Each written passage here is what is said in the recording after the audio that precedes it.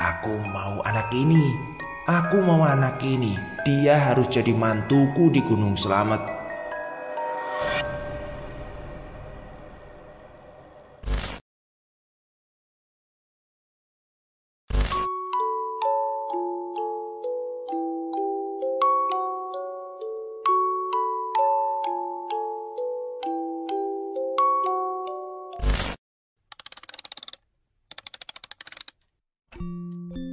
Misteri Slamet 2002, Minta Mantu Anak Manusia.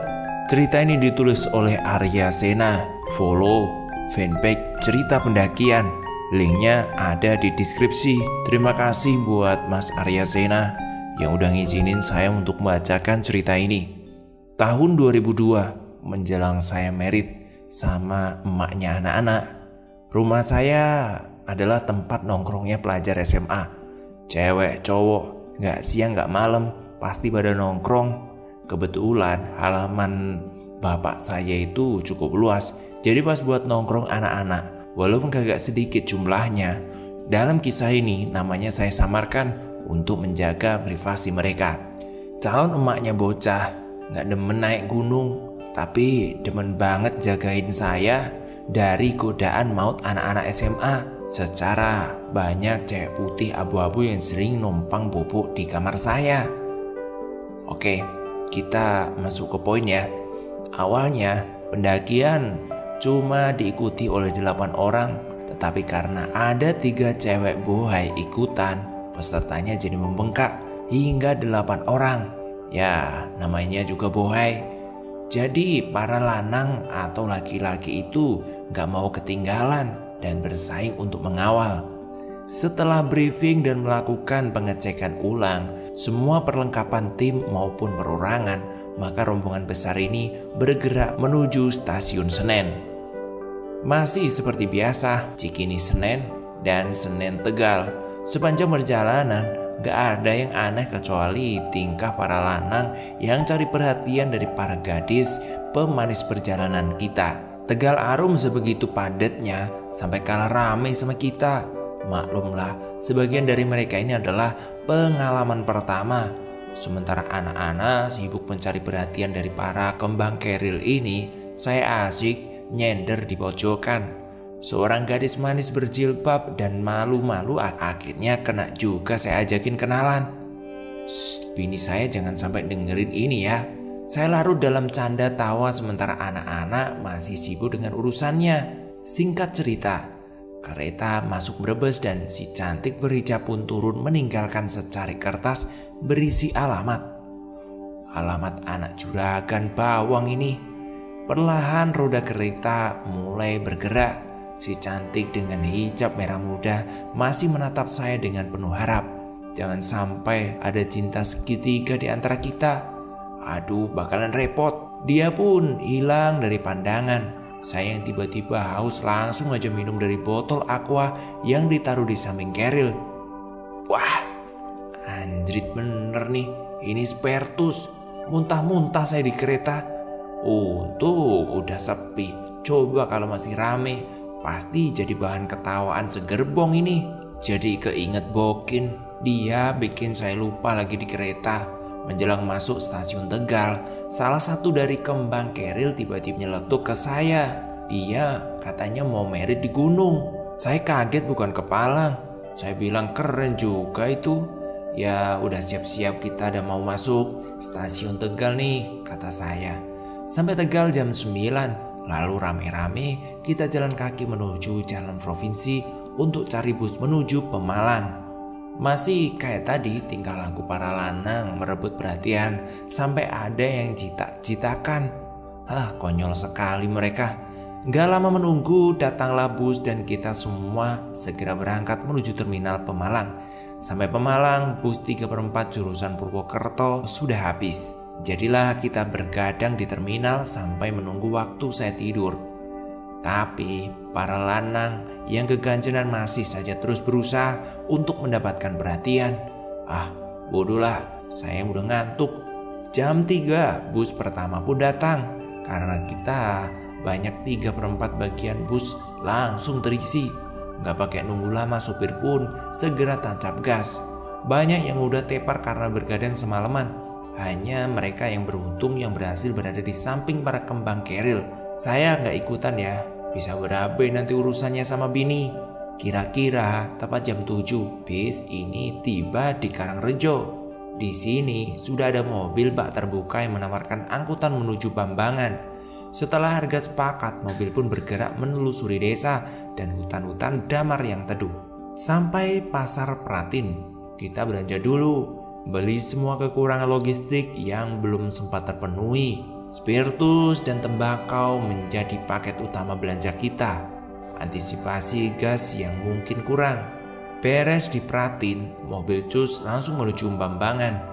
Tahun 2002, rumah Pak Kades sudah menjadi base camp para pendaki sebelum melakukan pendakian. Di sini kita beristirahat, makan, dan ngelaba bagi para pelakunya. Setelah urusan administrasi dan isi perut selesai, anak-anak kembali saya briefing. Formasi antara yang berpengalaman dan tidak, saya susun di dalam tim-tim kecil di bawah komando ketua regu. Cukup lama kita berada di Bambangan karena beberapa set nesting hilang di dalam perjalanan. Aduh, ada-ada aja. Repot saya cari-cari nesting, akhirnya beli aja panci warga yang sudah tak terpakai. Biarin buntut, yang penting fungsinya.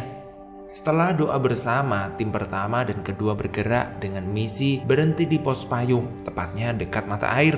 Sedangkan saya bergerak paling buntut dengan salah seorang bunga keril yang kemudian akan menjadi tokoh sentral dalam cerita ini. Masih seperti biasa, ladang-ladang penduduk yang berisi aneka macam sayuran menjadi pemandangan kita. Dengan sabar saya iringi setiap langkah demi langkah. Kira-kira 40 menit saya pun dengan sabar iringi setiap langkah mereka.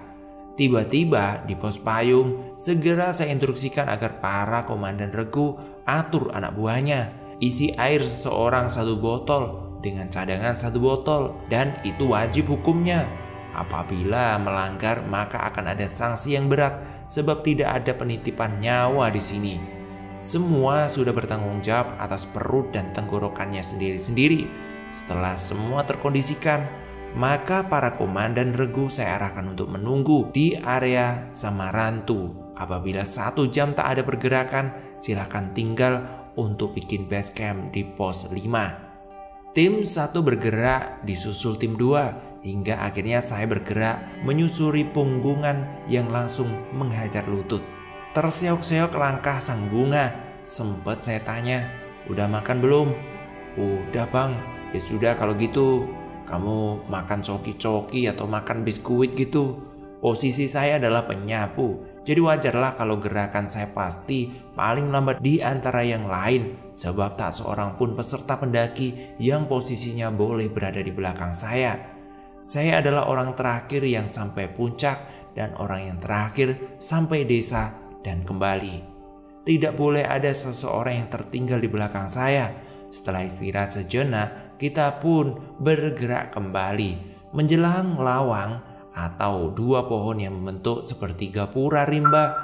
Tiba-tiba si bunga bilang, bang, ada cowok ganteng banget lewat." Saya kaget bukan kepalang, sebab tidak ada seorang manusia pun yang terlihat di mata saya. Saya bilang aja, "Oh iya, ganteng banget tuh anak," sambil mikir apa iya ada orang. Nggak lama habis bicara gitu, sang bunga tiba-tiba terdiam kemudian jatuh pingsan. Anggota rombongan yang bertugas menemani saya sebagai sweeper segera saya tugaskan untuk menjemput tim pertama agar menghentikan gerakan lajunya. Mungkin 15 menit saya coba untuk melakukan pertolongan pertama. Pingsannya aneh, matanya melotot dan tidak berkedip sedikit pun. Sempat saya bertemu beberapa pendaki lain yang baru mau turun. Dengan gagahnya dia marah-marahin saya dan bilang kalau anak ini kena hipo. Mentang-mentang gondrong, dia nggak tahu aja kalau saya dulu juga pernah gondrong. Saya bilang aja ke mereka, "Oh silakan bang, terima kasih atas pertolongannya." Si gondrong pun langsung perintah-perintah saya bikin tenda, siapin sleeping bag dan minuman hangat. Saya bilang siap bang, siap. Pas tenda jadi, separuh mati kita angkat tubuh si bunga. Gila, berat banget kayak ngangkat kayu gelondongan. Padahal badannya itu ramping, tergolong body letter S. Tapi nggak mungkin lah 6 orang laki-laki susah payah angkat tubuh yang sedemikian krempeng. Si gondrong kayaknya belum paham juga ini. Di dalam dia beraksi, tetapi tiba-tiba kabur keluar dan bilang, ini bukan hipo bang, tapi kesurupan. Nah tuh kan, saya cuma senyum-senyum aja. Terus gimana kata saya? Dia nggak jawab apa-apa malah kabur. Payah. Mana ada sih orang kena hipo dalam keadaan perut kenyang kecuali ini ada saljunya. Aneh aja. Setelah si gondrong pergi, saya masuk lagi ke tenda. Beberapa orang dari tim kedua udah sampai di base camp darurat yang kita buat. Hujan mulai turun rintik-rintik membasahi bumi. Saya bilang sama beberapa orang, coba bikin lingkaran dan bersolawat. Buat dulu api unggun untuk menerangi lokasi ini. Ketegangan menyulitkan kita untuk membuat api. Walaupun dalam keadaan normal, hal tersebut bukanlah hal yang sulit dilakukan. Karena di saat hujan turun sekalipun, jangan lupa masing-masing genggam garam, taburkan melingkari tenda, sisanya lemparkan saja ke segala arah. Dengan beberapa bacaan sholawat dan ayat kursi, saya coba untuk berkomunikasi. Hasilnya, kata si bunga sambil terus-terusan menyeringai. Kondisi bunga yang basah dan berlepotan lumpur membuat saya kesulitan menanganinya. Kebetulan bunga-bunga yang lain sudah sampai di base camp darurat. Saya bilang sama mereka tolong ganti pakaiannya. Cowok-cowok tolong masuk dan pegang tangan dan kakinya. Jangan pada mikir mesum keadaan seperti ini. Dengan sigap para bunga segera menjalankan perintah saya. Baju si bunga mulai kita preteli satu persatu dan kita ganti dengan yang baru. Bukan urusan mudah karena si bunga terus meronta dan tenaganya seperti kerbau yang kesurupan. Akhirnya setelah susah payah pakaian si bunga kita ganti, irama sholawat dengan lantunan ayat suci bersaut-sautan dan terus-menerus bergema di luar tenda. Dengan izin Allah, saya pencet lengan si bunga sekeras-kerasnya dan alhamdulillah sambil melantunkan sholawat nariyah, bunga pun tersadar. Seorang anggota yang membawa air zam-zam segera masuk dan memberikannya untuk diminum oleh bunga. Sang bunga sempat menolak, tetapi dekapan lembut saya membuat air tersebut masuk dengan leluasa. Hujan telah berganti, tetapi guntur mulai bersautan bersama angin keras yang menggoyang pepohonan. Gema sholawat dan ayat suci pun tak kalah riuhnya. Saya salut mental anak-anak tetap baca walaupun berhadapan dengan situasi sekritis ini. Setelah angin dan halilintar berhenti, bunga mulai bertingkah aneh. Tertawa cekikian. Kali ini dia gak berontak, hanya matanya saja terus berputar-putar liar bersama tawa cekikian yang semakin panjang. Sholawat terus bergema, ya Allah, sebagaimana keahlian ada padamu, limpahkanlah sholawat salam barokah atas junjungan kami, pimpinan kami dan pemberi syafaat kami, kecintaan kami dan buah jantung hati kami, Kanjeng Nabi Muhammad. Kami bermohon kepadamu ya Allah dengan hak kemuliaan beliau, tolonglah kami memohon syafaat atasnya serta perlindungan sebagaimana kau melindungi umat-umat sebelum kami. Tolonglah ya Allah dengan izin dan kuasamu ya Allah. Kembali lengan bunga saya pencet sekencang-kencangnya dan alhamdulillah kali ini dia menjerit lalu beristighfar. Segera setelah sadar, segelas madu hangat yang bercampur dengan jeruk nipis masuk membasahi tenggorokannya. Dia nampak kebingungan dan bertanya-tanya kenapa ada di tenda. Perasaan tadi sudah sampai sawah selamat katanya. Dia bilang katanya diajak sama cowok ganteng yang tadi dia sapa di bawah. Aduh, makin merinding saja. Anak-anak kenapa pada sholawat bang? Saya bilang gak apa-apa. Tadi kamu pingsan terus kamu mimpi jalan-jalan ya? Asik dong jalan-jalan ke kawah. Gema sholawat masih terus berkumandang karena memang saya curiga ini setan masih ada di sekitar kita. Alhamdulillah pelajaran dari beberapa guru-guru ngaji ketika menghadapi situasi ini akhirnya berguna juga. Air zam-zam yang telah saya campur garam, saya ciprat-cipratkan ke seluruh penjuru tenda. Terasa sekali ada sebuah gerakan kuat tetapi tak mampu melepaskan diri dari dalam tenda. Saya bilang sama salah satu komandan regu, "Bro, tolong nyalain spiritus dengan kaleng di depan pintu tenda." "Sudah," katanya. "Udah bang, udah."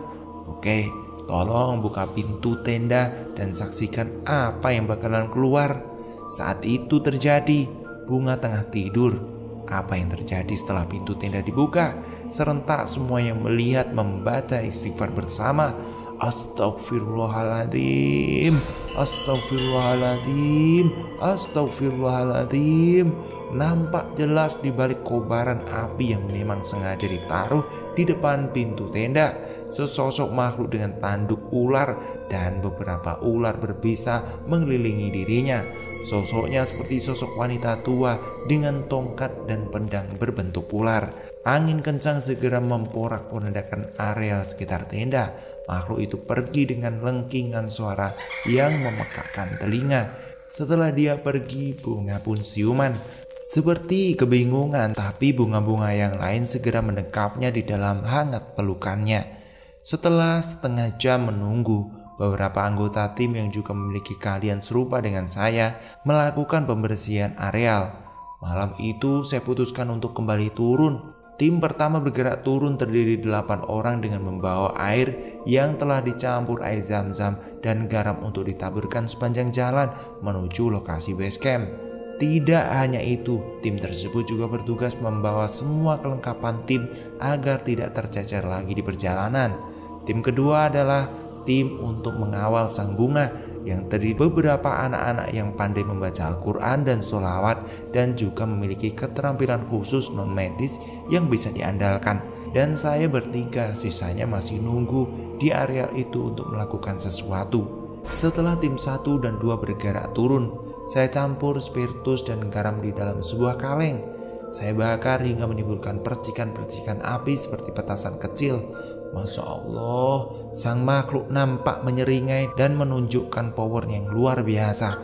Jika bukan karena perlindungan Allah sang pemilik alam semesta, mungkin salah satu di antara kita bertiga ada yang binasa karena kontak tenaga yang ditimbulkan sangatlah luar biasa.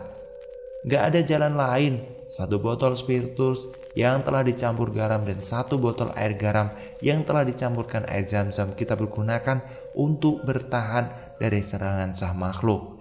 Spiritus yang telah saya campur garam saya siram ke areal batang pohon, dan air zam-zam yang telah dicampurkan garam disiramkan salah seorang tim ke atas pohon. Saat spiritus saya sundut, terdengar ledakan seperti halilintar. Dalam sudut pandangan khusus, nampaknya seluruh bagian pohon dan tubuh sang makhluk itu habis terbakar. Masya Allah, alhamdulillah ya Allah. Demi Allah, zat penguasa alam, menguasai diri ini dan alam semesta, mungkin kita tidak bakal selamat atas pertolongannya. Setelah memastikan tidak ada kobaran api yang dapat menyulut kebakaran hutan, maka saya dan 2 orang lainnya segera turun menyusul tim 1 dan 2. Kita semua berpikir situasi telah terkendali dan aman-aman saja. Tetapi di luar dugaan ternyata kita terpedaya oleh tipuan sang makhluk itu. Mungkin masih ada kesombongan di antara kita hingga makhluk tersebut bisa lolos dari sholawat dan ayat-ayat suci Al-Quran yang kita amalkan. Tiba di pos payung, seluruh tim telah berkumpul dan nampak lesu. Bunga pingsan lagi. Kesigapan tim 1 mengantisipasi keadaan membuat keadaan agak membaik. Bunga yang pingsan di dalam tenda nampak tak bergerak sedikit pun. Matanya melotot seperti saat pertama pingsan. Ditemani bunga-bunga yang lain, saya segera masuk ke dalam tenda. Minyak angin dan pijatan lembut kita lakukan pada tubuh sang Bunga yang terkulai lemas. Situasi yang mencekam membuat bunga-bunga yang lain menangis tersendu-sendu. Alunan sholawat dan ayat-ayat suci kembali terdengar. Sang Bunga tiba-tiba terbangun dan menangis. Dengan terbata-bata, dia minta maaf dan pamit karena hendak pergi bersama kekasihnya. Dia meminta maaf kepada semua orang dan mengucapkan selamat tinggal. Tangis pecah, Permintaan agar sang bunga istighfar terus diteriakkan dari dalam dan luar tenda. Sadar bunga, sadar, jangan kalah, ayo terus lawan. Dia bukan siapa-siapa bunga. Ayo, sadar bunga, istighfar, bunga, bunga. Bunga-bunga yang lain sudah tak mampu lagi berkata-kata, hanya tangisan penuh kepiluan yang mampu mereka keluarkan. Tak beda dengan lainnya, air mata saya udah jatuh bercucuran, sepertinya sudah tidak ada sisa.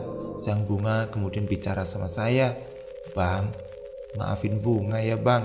Bunga udah ngerepotin abang. Salam buat adik dan ibuku." Saya nggak jawab sambil menangis. Saya terus memohon agar diberi pertolongan oleh Sang Maha Esa. Tiba-tiba dalam situasi syahdu seperti itu, sudut pandang mata berbeda. Saya melihat almarhum bokapnya Bunga datang. Beliau berteriak, "Bunga, Bunga, belum saatnya kamu pergi. Cepat kembali nak." Beliau berteriak-teriak hingga 3 kali. Dan kali ketiga si Bunga pun sadar dan langsung memeluk saya dengan erat. Dia bilang almarhumnya datang dan menggandeng dia pergi ke areal puncak selamat. Demi Allah, ini bukan ngarang-ngarang, serius. Seluruh anggota tim tidak ada yang dapat menahan tangisan. Semua menangis terseduh-seduh di dalam rasa khawatir dan bahagia. Menimbang situasi yang semakin membaik, maka dengan cepat saya ambil keputusan. Seperti tadi, hanya saja ada perubahan formasi tim. Kali ini Bunga saya kawal langsung dan menjadi tim pertama yang turun ke base camp Kembambangan. Perjalanan turun kali ini saya bersama 2 orang terakhir yang menemani saya di area lawang dan 3 orang anak yatim yang pandai membaca ayat-ayat suci Al-Quran. Alhamdulillah, kurang dari setengah jam kita tiba di base camp Bambangan dan 1 jam kemudian tim-tim yang lain mulai berdatangan. Setelah makan dan ngudut, akhirnya Bunga tidur dalam pelukan. Sepanjang malam kita tidur-tidur ayam. Saya sama sekali gak bisa bergerak karena Bunga terus-menerus memeluk. Malam yang mencekam telah berlalu. Sang Bunga nampak sudah pulih dari gangguan gaib yang mengincarnya sejak pertama kali datang. Setelah sarapan pagi, saya lanjut ngopi dan terus mengawasi Bunga. Kemanapun dia pergi, saya cuma monitor aja di balik pintu. Bahaya kalau dia dibiarin sendiri. Sambil melihat situasi dan kondisi, saya pelajari setiap detail kejadian yang kemarin. Melihat kondisi Bunga yang semakin membaik, tim terbelah 2. Ada yang mau melanjutkan pendakian, ada juga yang tidak. Sebagai leader tim, saya cukup memahami hal ini. Anak-anak kembali saya briefing sambil menikmati secangkir kopi. Setelah kuesioner singkat, ternyata semua yang pernah mendaki Gunung Slamet memutuskan untuk tetap mendaki. Tepatnya ada 7-8 orang yang siap menemani dan 2 orang yang cukup berpengalaman mendaki Gunung Slamet. Awalnya fine-fine saja, namun setelah Sang Bunga keluar dan menatap Gunung Slamet, tiba-tiba dia menangis dan meminta untuk ikut di dalam pendakian. Ini tentu gak mungkin, jelas tidak saya izinkan. Saya berusaha tenangkan Bunga, tapi dia ngotot harus ikut di dalam pendakian itu. Situasi basecamp yang tenang mendadak gaduh karena Sang Bunga tiba-tiba berlari menuju jalur pendakian. Susah payah kita tahan gerakan Sang Bunga, tetapi sepertinya itu bukan dia. Sang makhluk kembali masuk mengisi raganya. Situasi semakin tegang. Bunga tidak lagi bicara normal. Suaranya parau dan berat, mata merah dan menghardik setiap orang yang dipandangnya. Basecamp belum banyak pendaki, tetapi karena khawatir terjadi kepanikan, Bunga kita bawa ke salah satu rumah sesepuh desa yang memiliki kepandaian khusus. 1 orang gak mampu, 2 orang juga gak mampu, dan 3 orang juga tidak mampu. Masih teringat bagaimana wajah Sang Bunga ditempeli menyan yang menyala, dipukul, serta adegan-adegan non-medis. Sang Bunga malah menyeringai dan menantang balik mereka. Akhirnya, setelah semua menyerah, kita disarankan Pak Kades agar menjauh dulu dari area Gunung Slamet. Masih dalam keadaan tak sadar, Bunga saya bacakan sholawat khusus. Pendakian Slamet gagal total karena Pak Kades tidak izinkan semua anggota rombongan mendaki pada saat sekarang. Kita semua disarankan untuk segera meninggalkan area Gunung Slamet. Kebetulan anak Pak Kades memiliki mobil bak terbuka. Setelah sepakat harga, maka dengan berat hati seluruh anggota tim packing dan bersiap menuju Purwokerto. Alhamdulillah, sholawat khusus berhasil menjinakkan situasi sementara. Sang bunga tidak galak, tetapi matanya sayu tanpa jiwa sama sekali. Sepanjang perjalanan menuju Purwokerto, bunga saya lihat terlihat was-was. Saya ingat kota Satria adalah kota asal ibu bapaknya emak-emak anak.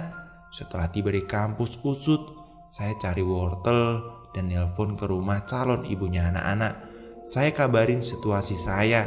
Setelah telepon ke rumah Pak D-nya, saya dapat alamat yaitu daerah Karangwangkal, belakang kampus Usut. Tanpa berpikir panjang, mobil saya arahkan ke sana.